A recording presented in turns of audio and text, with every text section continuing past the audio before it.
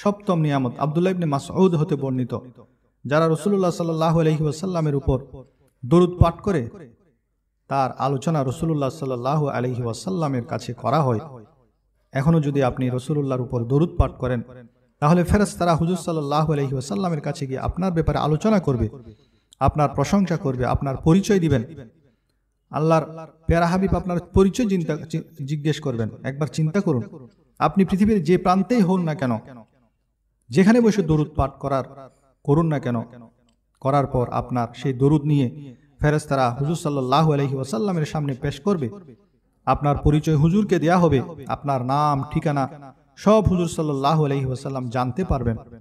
তাই কোনো আশিক যদি নিয়মিত দরুদ পাঠ করে আর একদিন যদি সে ওই দরুদ পাঠ করা মিস করে, তখন হুজুর সাল্লাল্লাহু আলাইহি ওয়াসাল্লাম তার ব্যাপারে খোঁজ খবর নেন, কেন দরুদ পাঠ করেননি, কোনো সমস্যা কিনা তা জানতে চান।